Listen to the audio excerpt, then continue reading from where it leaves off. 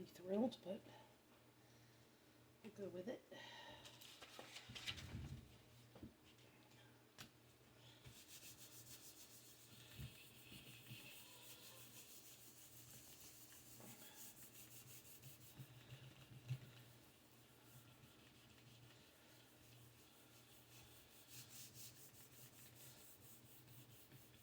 Okay.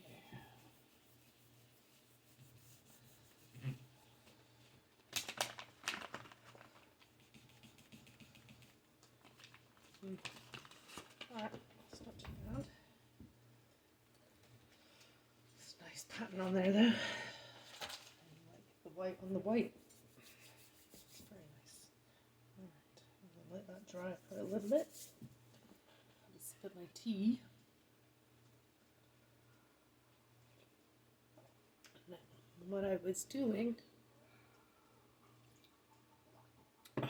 so I was doing these Mondrian style prints.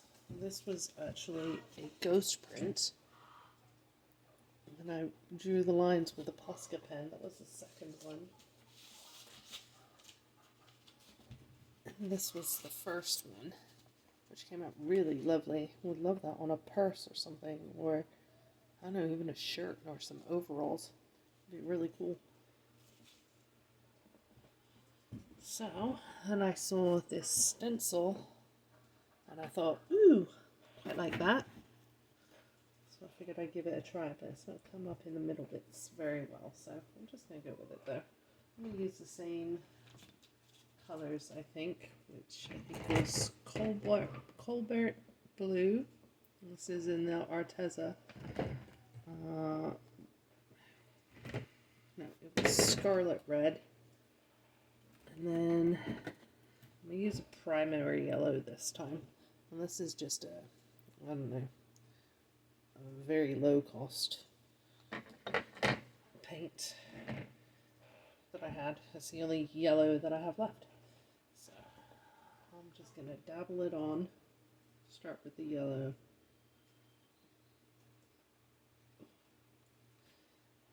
I'm going to use the small brayer. Make sure it's clean. Sometimes I forget. And just dollop it around. Some of these colors might blend, which is cool.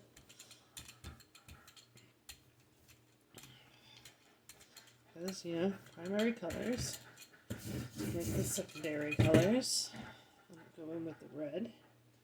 A few dollops on there of the red. Not too much, so I don't want it too strong.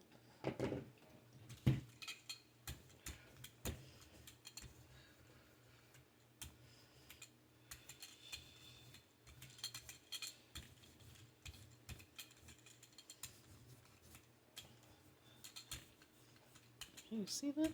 Okay, I am in frame, just checking.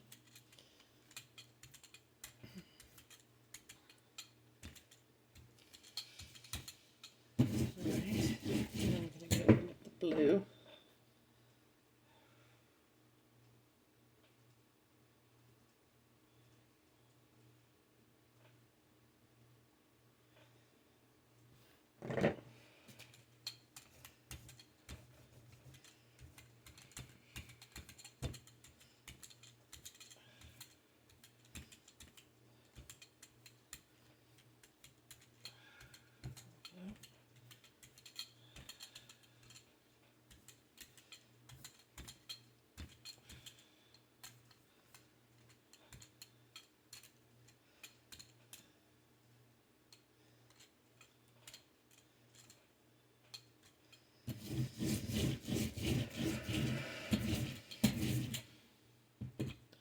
I might go in with a bit more yellow,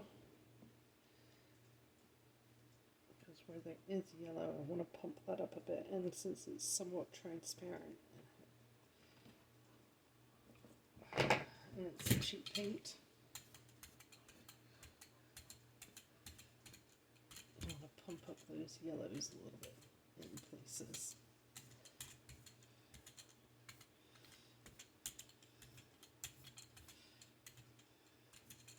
And the back looks really cool. Alright, so now I'm going to let that dry.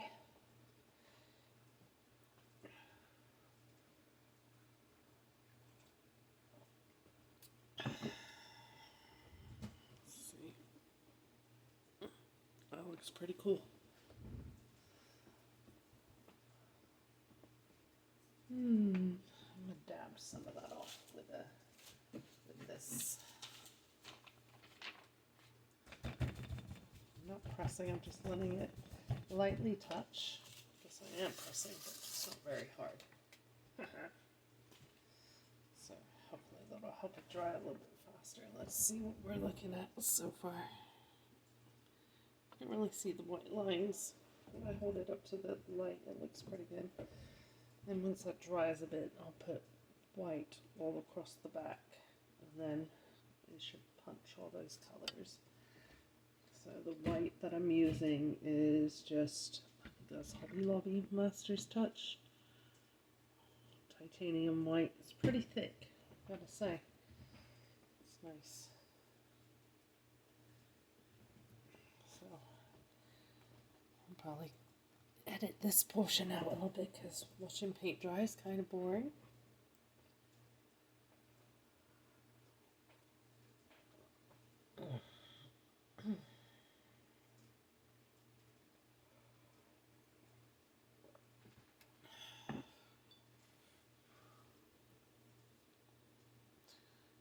Doop-a-doop-a-doop.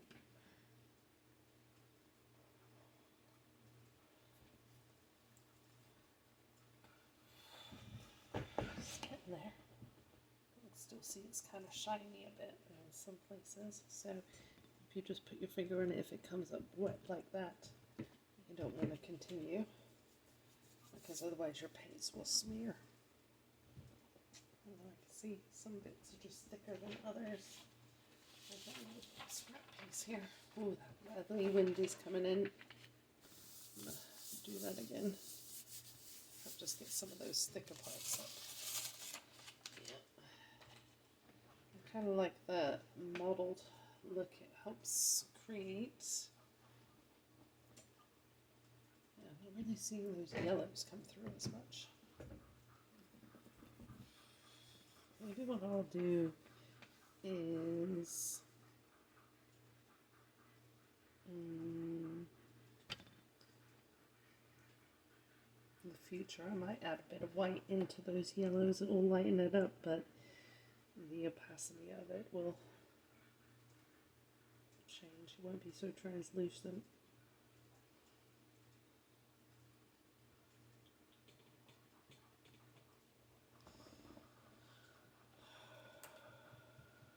Okay, we're good. Going in with the white. Let's see what happens, y'all. I'm going to use the big Brayer because I have white covered on it already. It's been working well.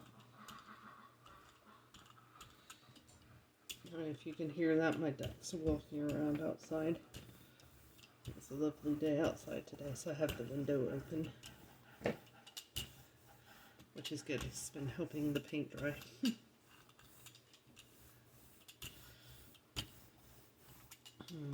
Could have used a bit more paint than that. It's already dried because of the window. That's right. Let's put a dollop more on. Get a good coat on it. Come on. Put it on the Brayer. There we go.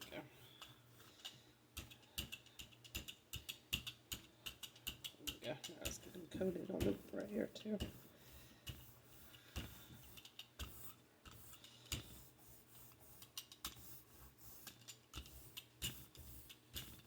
Nice and even.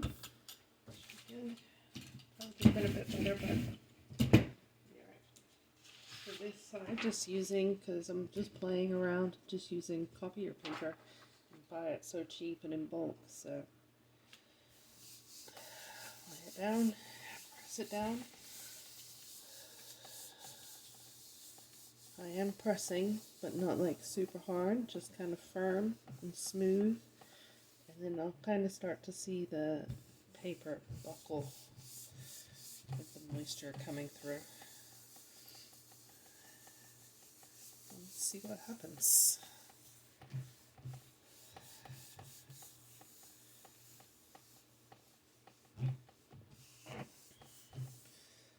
So with this one right here, like I said, I drew the lines with the Posca pen, and the only thing I don't like about that, and I don't know if you can see it right here, right there on those, you can kind of see where I went over it a few times. I don't dislike that effect, I just wanted a nice crisp line, which is why when I looked at that, there you go, it's starting to buckle. I don't know if you can see that.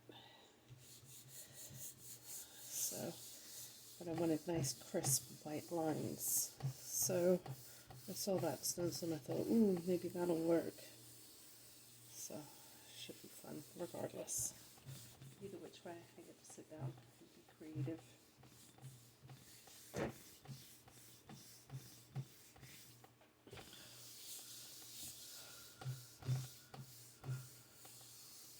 Sorry if that's jiggling in the camera. My stand for my phone broke, so I'm actually using a little tabletop easel to balance it on. So, whatever works, right? Whatever gets the job done. It doesn't matter. It's just fun to come to the table and sit and do something. And today was a very fun day.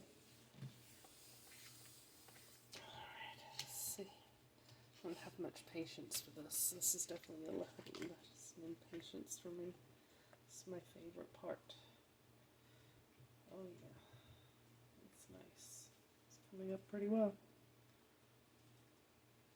Alright, it's pulled off a little bit there. No big deal. I kind of like the raggedness of it.